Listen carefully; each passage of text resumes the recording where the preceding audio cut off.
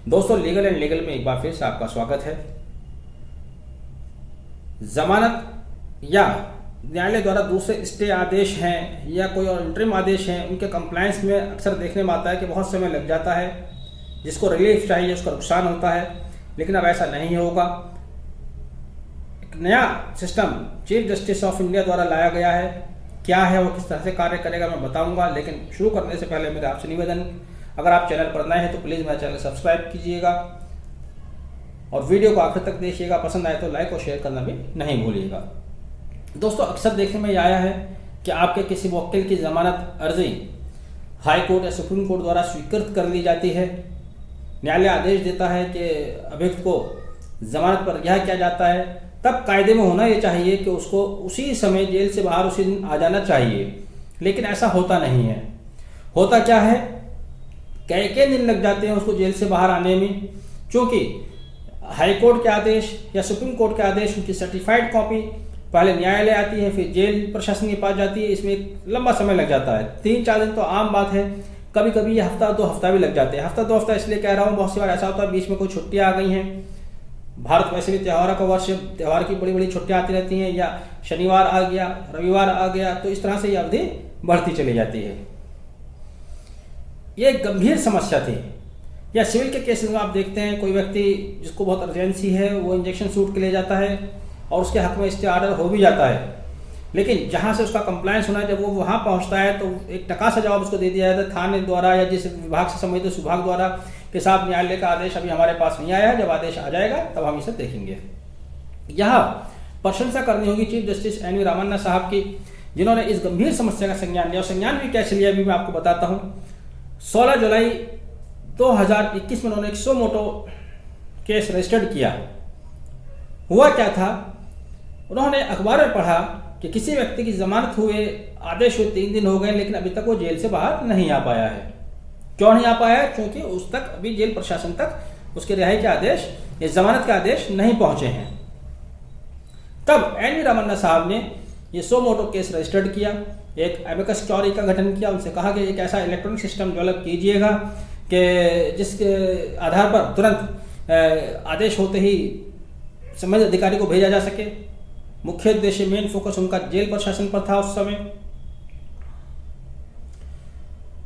तब जुलाई से लेकर अब तक लगभग 6 महीने के अंदर अंदर एक ऐसा सॉफ्टवेयर अब बनकर तैयार हो चुका है।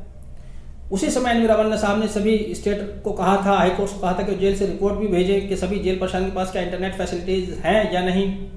बहरहाल वो सारी प्रक्रिया 6 महीने के अंदर पूरी कर ली गई।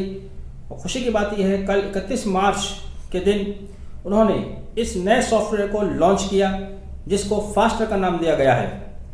फास्टर मीन्स तेज या सबसे ज़्यादा तेज होता है, लेकिन ये एक्रोनिम्स है। इसका पूरा नाम मैं आपको बताऊंगा। Fast and secure transmission of electronic records. तो इसका पूरा नाम है fast and secure transmission of electronic record, faster. तो जैसा कि इसके नाम से ही स्पष्ट है, एक ऐसी व्यवस्था कि जैसे ही किसी न्यायालय द्वारा आदेश दिया जाता है, मान लीजिए सुप्रीम कोर्ट द्वारा आदेश दिया जाता है, अब व्यक्ति हिंदुस्तान के किसी भी कोने में है, चाहे वो कन्याकुमारी में है, चाहे वो सुदूर पहाड़ी इलाकों में है, जहां पर भी वो जेल में बंद है, सीधा वो आदेश तुरंत ऑनलाइन उसके पास पहुंच जाएगा। ये प्रैक्टिकली बहुत आवश्यक था, बहुत सही है, क्योंकि आजकल इंटरनेट का दौर है। और यह आजकल नहीं, पिछले 18-20 साल से हम बहुत ज़्यादा इसको इस्तेमाल कर रहे हैं, लेकिन बहुत सी चीज़ें हैं जिनको हम जल्दी से अडॉप्ट नहीं कर पाते हैं। यहाँ हमें फिर से धन्यवाद देना होगा chief justice N V Ramanna Sahab का, जिन्होंने इसका सीरियस नोट लिया और इस व्यवस्था को डेवलप करके कल उसको लॉन्च भी कर दिया। 1 अप्रैल यानी कि आज के दिन से ये लागू होने जा रहा है। Chief justice N V Ramanna ने ऑनलाइन इसको लॉन्च किया। अपने लॉन्चिंग इवेंट में उन्होंने बताया कि अब तक 73 नोडल ऑफिसर चयनित किए गए हैं हाई कोर्ट स्तर पर। साथ ही 1887 ईमेल आईडीज बनाई गई हैं। कोई भी आदेश जिस भी न्यायालय द्वारा दिया जाएगा वह पार्टीज के इंटरफेयर किए बिना, पार्टीज की कोई जरूरत नहीं होगी, उनके इंटरफेयर किए बिना सीधे संबंधित अधिकारी को पहुंच जाएगा।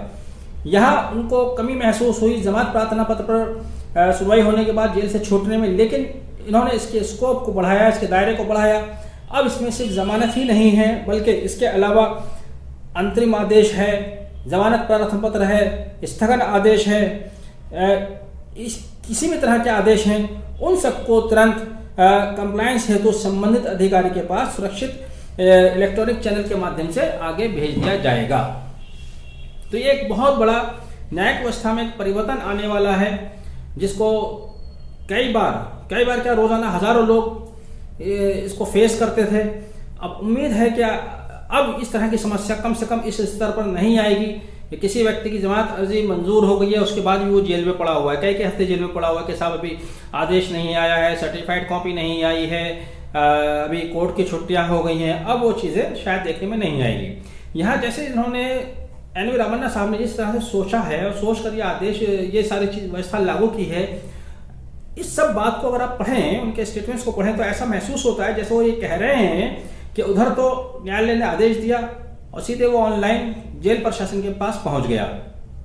बीच की चेन भी क्या वो हटा रहे हैं? क्या बीच की चेन खत्म हो जाएगी? अगर ऐसा भी हो जाए तो ये तो बहुत ही अच्छी बात होगी। नहीं तो अभी तक प्रक्रिया ये है, जब कोई आदेश माननीय उच्च न्यायालय द्वारा पारित किया जाता है, जमानत प्रार्थना पत्र स्वीकार कर लिया जाता है, तब उसकी सर्टिफाइड कॉपी आती है। पहले तो उस कॉपी के आने का समय, फिर उस कॉपी को उसके अधिवक्ता महोदय द्वारा न्यायालय के समक्ष प्रस्तुत किया जाता है। न्यायालय उस पर आदेश करता है, तब वह जमानत के लिए आगे जेल भेजा जाता है।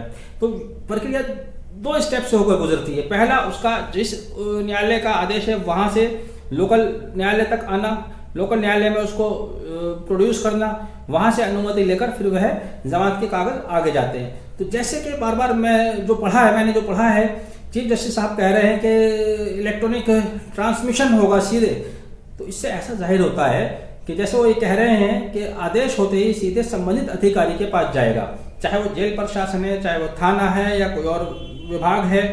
अगर ऐसा भी हो जाए तब वास्तव में इसका बहुत ही ज़्यादा ये यूजफुल होगा, बहुत ही ज़्यादा इसकी उपयोगिता होगी। बहरहाल चीफ जस्टिस द्वारा ये महत्वपूर्ण निर्णय लिया गया था कि 16 जुलाई को, और 7-8 महीने लगे हैं। इस अवधि में इन्होंने एक ये नया सिस्टम इंट्रोड्यूस किया है फास्टैग के नाम से। इसकी वाकई में प्रशंसा की जानी चाहिए। अभी तो ये इंट्रोड्यूस किया है, जब ये लागू होगा तो जाहिर है इसमें कुछ कमी आएंगी, कुछ सुझाव आएंगे, तो इसमें और ज़्यादा इंप्रूवमेंट किए जा सकते हैं। जैसे कि एक हमारे भी जहन में है, यहाँ पर एक सजेशन हो सकता है, उन्होंने किस तरह से उसको जब यूज़ करेंगे तब पता चलेगा। इसमें कहा है कि पार्टीज के इंटरफेयर किए बिना, तो मैं यहाँ पर ये समझता हूँ कि पार्टीज के बिहाफ पर एडवोकेट्स का इंटरफेयर तो होना चाहिए, कम से कम इतना जरूर होना चाहिए कि जब वह आदेश जेल प्रशासन को या न्यायालय को इलेक्ट्रॉनिक माध्यम से ट्रांसमिट किया जा रहा है, उसी समय उसकी एक कॉपी उसके अधिवक्ता को भी ट्रांसमिट होनी चाहिए। क्योंकि हमने ये देखा है ऑफिस में बहुत सी बार टाल मटोल भी करने की उनकी नियत होती है, उनके पास बहुत से आदेश आ जाते हैं, फिर भी वो कह देते हैं कि साहब अभी आदेश हमें प्राप्त नहीं हुआ है, डिले किसी वजह से करते हैं या हो जाता है। तो ऐसे में अगर मेल द्वारा मान लीजिए अधिकारियों के पास वो आदेश पहुंच जाता है और अधिकारी उसका मिसयूज करना चाहते हैं, चूंकि सीजीआई साहब कह रहे हैं कि पार्टीज के इंटरफेयर के बिना पार्टीज तो उसमें बाहर हो गई, एडवोकेट साहब उसमें बाहर हो गए, अब अधिकारियों के मोहताज हो गए। आप अधिकारी के पास जाते हैं, थाने के पास जाते हैं, साहब हमारा आदेश हो चुका है और आपके पास आ गया होगा, तो आपको एक जवाब देंगे कि साहब अभी नहीं आया है, इंटरनेट नहीं चल रहा है, स्पीड स्लो है। इस तरह के बहाने बना सकते हैं, वो डिले कर सकते हैं नुकसान पहुंचाने की मंशा से। तो मैं समझता हूं यहाँ पर पार्टीज के बिहाफ पर उनके एडवोकेट्स के पास भी उसकी कॉपी आनी चाहिए, वो भी उतनी ही वैल्यूएबल होनी चाहिए जितनी थाना संबंधित अधिकारी के पास जाती है। उसके क्रेडेंशियल भी इस तरह के होने चाहिए। बहरहाल ये एक अच्छी पहल है। आप लोगों ने वीडियो को आखिर तक देखा, वीडियो को आखिर तक देखने के लिए बहुत बहुत धन्यवाद। पसंद आया तो इसको शेयर भी कीजिएगा। Thank you, have a nice day.